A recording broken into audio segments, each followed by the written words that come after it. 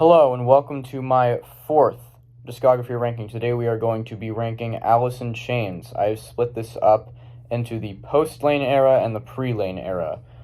So without further ado, let's get right into this. Starting with the post-Lane era, we have their most recent effort, their 8th effort, which I will be ranking. 8th, last place in this list, Rainier Fog from 2019.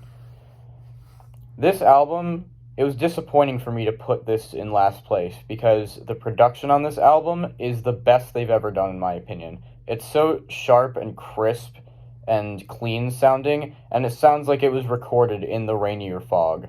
It sounds like it was recorded in some sort of like meadow right after a huge thunderstorm, and it's so beautiful to me, the production and the sound.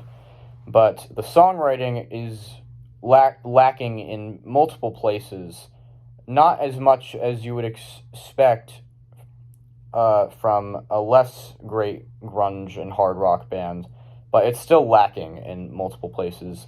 Songs like Never Fade, So Far Under, especially, are the most egregious to me. They're just sort of weird, and they lack any sort of cohesion and melody to me that really sounds pleasant to the ears.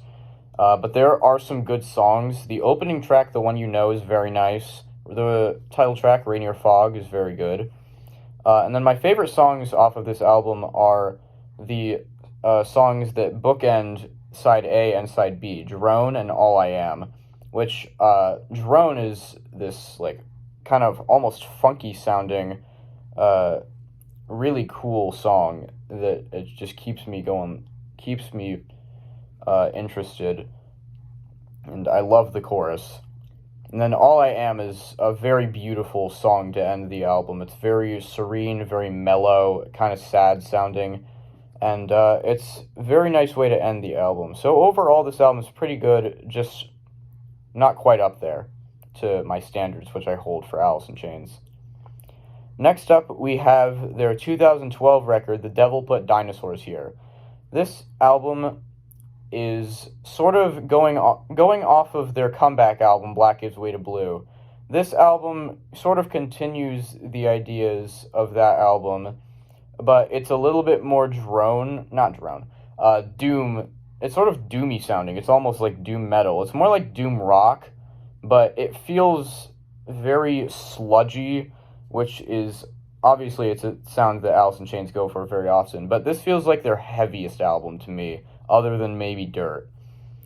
And most of the songs on this album, I think, are at least good. There are no songs that are mediocre on this album for me, other than the title track, which is probably their worst song. It's their worst song to me. It is so boring. It's just so boring.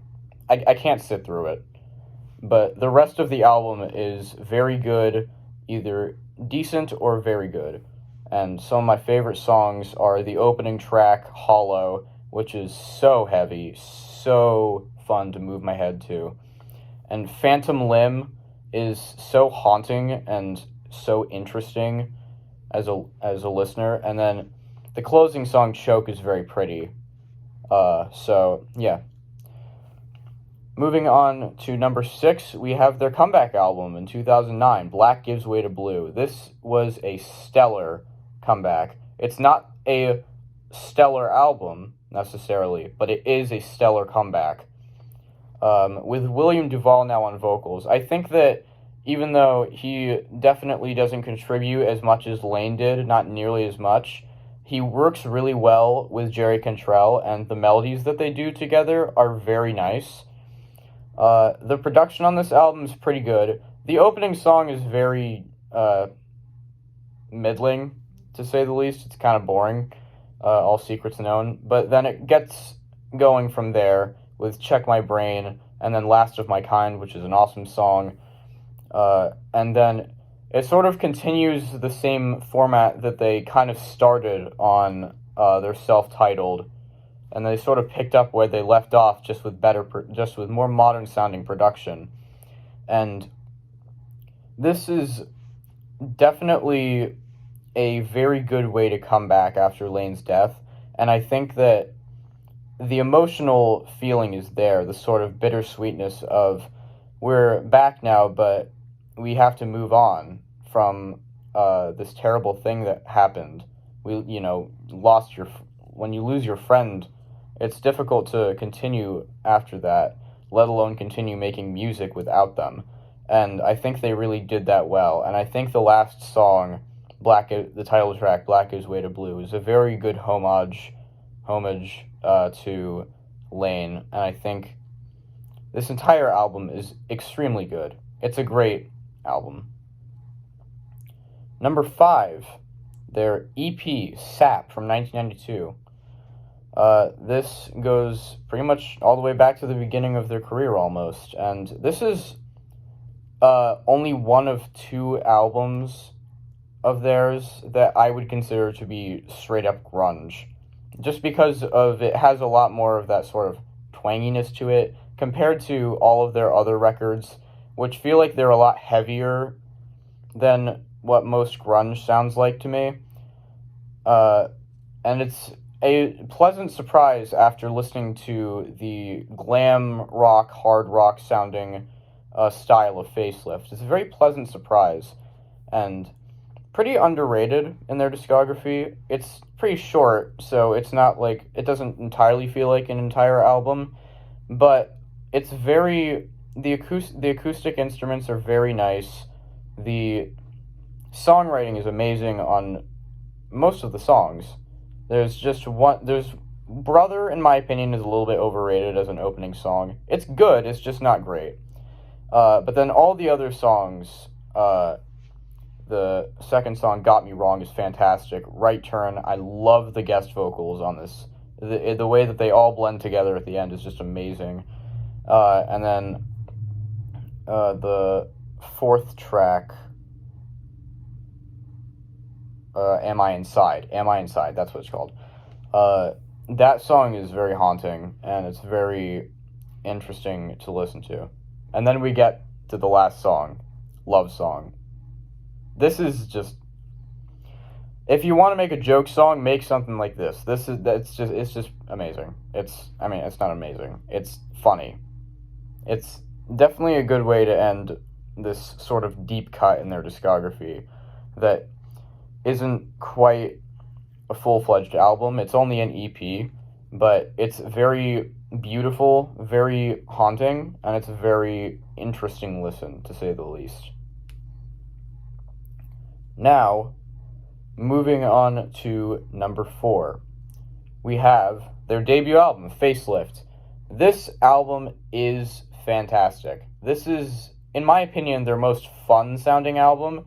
It, as I said, is definitely more of a glam rock sound, which is sort of what Lane was doing before he joined forces with what would eventually become Alice in Chains. And it's very evident that they were just having fun with it. But it still has that level of hauntingness within their music. Start with songs like Bleed the Freak and I Can't Remember, and Love, Hate, Love, which is a 10 out of 10 song. It is awesome. It is their first 10 out of 10. To be able to have your first 10 out of 10 on your debut album is just amazing. And you know what? In my opinion, there's 2 other 10 out of 10s on that album. Put You Down, and the closing song, Real Thing. That song is the best way to end such a fun album. The production, it's still like late 80s, early 90s, but it really works with the sort of a little slightly more upbeat sound that they were going for with the album, and I think it's amazing. And this entire album, while it does have some moments that slightly dip in quality, it stays up there almost the whole time. This is a great debut album. It's very, even with the glam rock, it's still sort of hinting at what was to come for the band, and it's an amazing album, in my opinion. So next up, at number 3, we have Dirt. Most people would put this at number one, and I completely understand that. But it's just not as good as the top two to me. It is amazing. It's one of the best albums of all time. Starting with the opening song, Them Bones, which is just iconic. Then moving on to Damn That River, which is so heavy. It's literally so fun. It feels like a dam is breaking when you're listening to it. It's just so heavy. And continuing after that with all of the other amazing songs. I mean, you have Down in a Hole, Rooster, another 10 out of 10 song, Dirt, the title track, Godsmack, Hate to Feel. The last three songs of this album, Hate to Feel, Angry Chair, and Wood, are so amazing. I know that they sort of wanted to make it so the album loosely presented a story, and this ends that loosely presented story so perfectly. It is an amazing album. The production on this album feels like a significant leap from Facelift and Sap. It's so much louder and more expansive, and the vocals sound even better. In my opinion, they have that more beautiful sound that I think Lane really had. And this album, and not to mention, the one thing that really gets me on this album is the bass, dude. The bass on this album is actually so good. Mike Starr really outdid himself on this album. So yeah, overall, this album is a fantastic album. I rated it like a 9.5 out of 10. It's just not quite as good, not quite as perfect as these last two. With a band with albums as amazing, top tier as Alice in Chains have, it's really difficult to rank such great albums and try and put them in order. But I did it the best that I could. And at number 2, I have their self-titled, Alice in Chains. This album, I'm pretty sure that it's considered not to be quite as good, but it's just so amazing to me. It's this sludgy, seething, fearful, sorrowful, apathetic, just flat out depressed album that really represents what was happening in the band and in Lane at the time. And it's really more of an emotional ride for me. The songwriting is objectively not as good as on Dirt, but just how powerful it is to me is really what makes it better than Dirt, in my opinion. Just barely, but still. It's just so crushing to listen to it with the context of knowing that this was Lane's final album. And just sonically, all of the songs fit together in so well, so nearly perfectly, in a way that I love. All of the songs on this album are close to perfection to me. And the last 3 songs especially, not the last 3 songs, the last 2 songs, Frogs and Over Now, they are so emotionally destroying. This is really their most punishing project. But it's an amazing listen. I will always love this album the most. I will always love this LP the most.